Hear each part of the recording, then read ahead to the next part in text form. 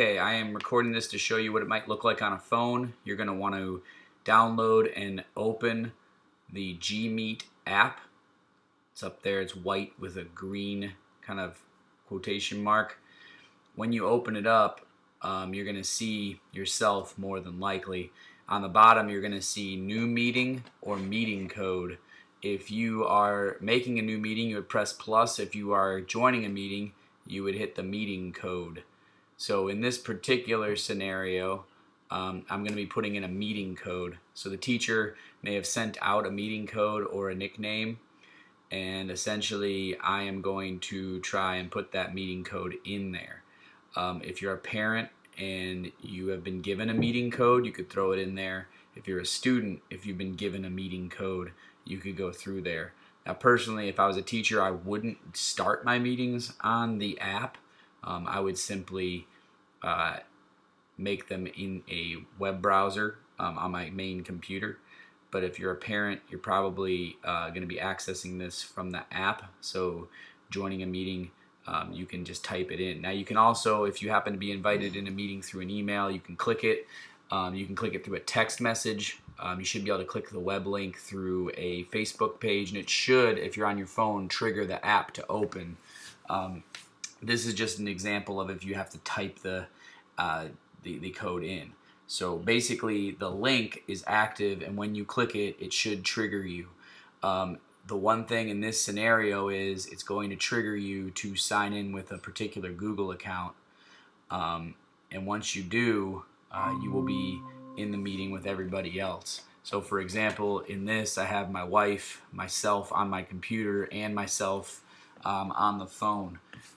One thing that you can do is at the top you've got your buttons for muting your mic, muting your camera, ending the call. You've got a volume button, you've got a closed captions button, and you've got 3 dots to access all the rest of the menu that you typically would see in a web browser.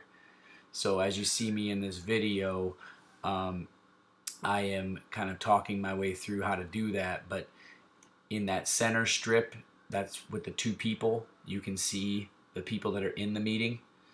The middle button is the comments button, and then there is the button on the right, which is the information button. So as you see here, when I'm about to click, I'm about to click off the people button and hit the middle button, which is the comment button. Once you hit the comment button, so you can see me hitting the people button there. Once you hit the comment button, you can see anyone that is sending a message. Once you hit the I, you're getting the info, so you can share that out again. You see that little button in the middle that looks like a piece of paper with an arrow shooting out of it. That's how you could share it with other people.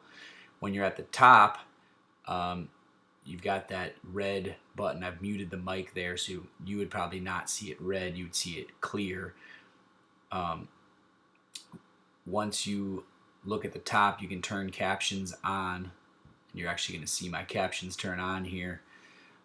Once the captions are on, you would be seeing the totality of the conversation come out in captions. Now in a second, I'm going to hit the 3 dots in the upper right hand corner. You're going to see a menu open up. That menu is essentially all of the options you can normally see on the desktop. So here we go. You can switch camera, turn off captions, present screen, but probably the most important is if you were on a phone and you needed to, you could present your screen if necessary, but more often than not, when you're on the phone, you're just going to be participating through the video and the chat, and you're probably going to be commenting perhaps. If you do press to have it present your screen, it will present the actual iPhone or Android screen to the rest of the meeting so they could see whatever it is that you happen to be doing or needing help with. You can see how it triggers kind of what you are using as your microphone. And once we get into the presentation of the screen, they would see what was on your iPhone.